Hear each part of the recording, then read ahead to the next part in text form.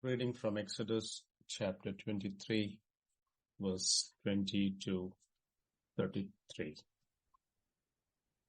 Behold, I send an angel before you to guard you on the way and to bring you to the place that I have prepared. Pay careful attention to him and obey his voice. Do not rebel against him, for he will not pardon your transgression, for my name is in him. But if you carefully obey his voice and do all that I say, then I will be an enemy to your enemies and an adversary to your adversaries. When my angel goes before you and brings you to the Amorites and the Hittites and the Perizzites and the Canaanites, the Hivites and the Jebusites, and I will blot them out, you shall not bow down to their gods nor serve them, or do as they do, but you shall utterly overthrow them and break their pillars in pieces. You shall serve the Lord your God, and he will bless your bread and your water, and I will take sickness away from you. None shall miscarry or be barren in your land. I will fulfill the number of your days. I will send my terror before you, and I will throw into confusion all the people against whom you shall come. And I will make all your enemies turn their backs to you. And I will send hornets before you, which shall drive out the Hivites, the Canaanites, and the Hittites from before you. I will not drive them out before you in 1 year, lest the land become desolate and the wild beasts multiply against you.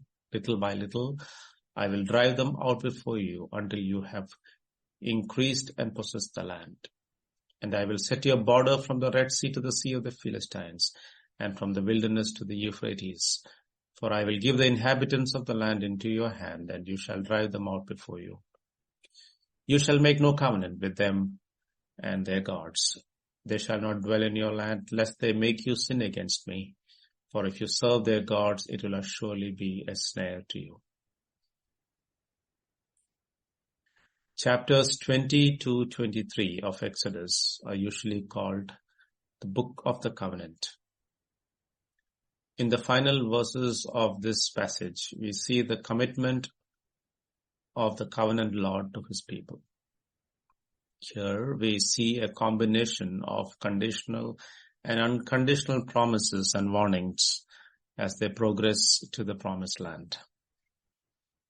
This portion ends the same way it began. You shall not have any other gods beside me. God is reiterating the importance of singular focus in worshipping him alone. Here we see God appointing an angel to go ahead of them. This angel closely identifies with God himself. We read here, he will not pardon your transgression, and my name is in him. Pardoning sin is God's prerogative. Moreover, to obey his voice is to do all that the Lord says.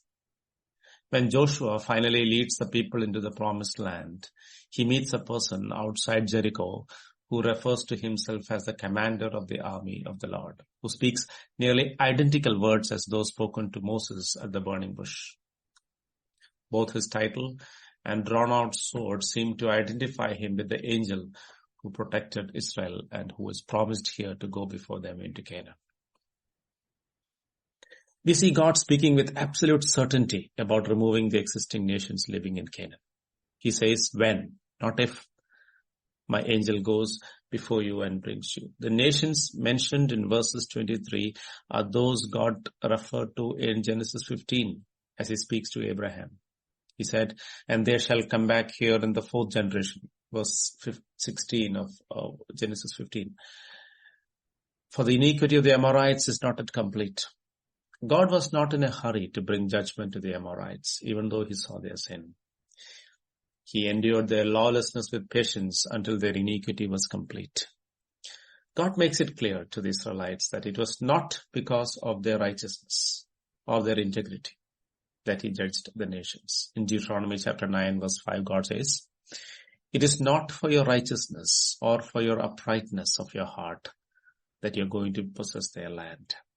But it is because of the wickedness of these nations that the Lord your God is driving them out before you. in order to confirm the oath which the Lord swore to your fathers, to Abraham, Isaac, and Jacob. Israel's mission was clear. They were not to be influenced by the Canaanites' wicked practices and the cultural systems that fostered and endorsed them. Leviticus and Deuteronomy contain detailed and lurid lists that include even the sacrifice of children to the Canaanite gods. Israelites were told not to bow down to their gods or serve them. Going further, they were to utterly overthrow them and break their pillars to pieces. The reason is that a little leaven leavens the whole lump. Accepting the ways of the unbelievers is a dangerous practice that would take them away from God and lead them to destruction. Moses repeats this when they were getting ready to enter Canaan. He says in Deuteronomy chapter 7, when the Lord your God brings you into the land that you are entering to take possession of it, and clears away many nations before you, the Hittites, the Girgashites, the Amorites, the Canaanites, the Perizzites, the Hivites, and the Jebusites, 7 nations, more numerous and mightier than you. And when the Lord your God gives them over to you, and you defeat them, then you must devote them to complete destruction. You shall make no covenant with them, and show no mercy to them. You shall not intermarry with them, giving your daughters to their sons, or taking their daughters to your sons. For they would turn away your sons from me, following me to serve other gods. Then the anger of the Lord would be kindled against you, and he would destroy you quickly. But thus shall you deal with them. You shall break down their altars, and dash in pieces their pillars, and chop down their Asherim, and burn their carved images with fire. In the passage we read in Exodus 23, God committed himself to provide 4 things for his people. Number 1, he promised his immediate presence, guiding and protecting them on their journey. Later he said to Moses, my presence will go with you and I will give you rest. His presence is the guarantee that those who follow him will enter his rest. Secondly, he promised to destroy all their enemies. Verse 22, 23, and 27 and 28.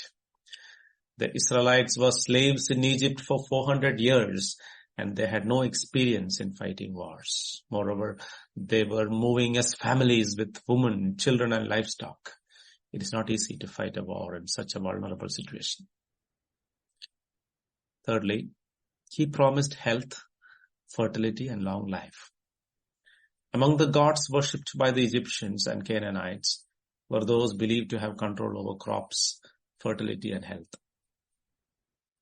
But the Lord made it very clear through the signs in Egypt that he has power over all life, and he calls Israel to serve him alone.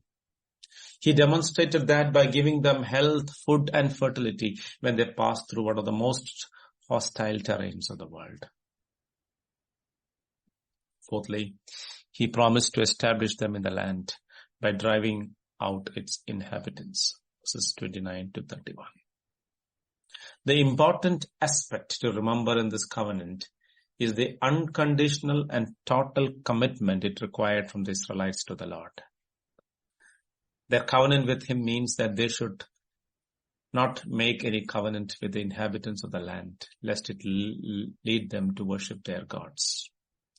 They were asked to drive them out of the land because they would make them worship other gods and make them sin against him. But when we read the history of the nation of Israel, we see them violating this command again and again in worshipping other gods and copying their evil practices. Hence, God had to punish them by sending them to exile. Many things draw the believer away from a committed walk with the Lord, whether the desire for more money or goods, or for prestige or success in earthly life, in contrast to the desire for the will of God to be done in our lives. The Lord instructs us in Matthew chapter 6 to seek his kingdom and righteousness, for with that all that we need will be added to us. This uncompromising resolve to have a single-hearted love for the Lord and a single focus on abiding in Him is the only worthy response to the love and grace we receive from Him in the covenant He has made with us. It is only as we walk in that covenant made with us through His grace and truth that we can experience rest and peace, the satisfaction of our true need for righteousness and life, and for free access to His presence. The fruit of faith is love, and the evidence of love is commitment, leading to obedience. God bless.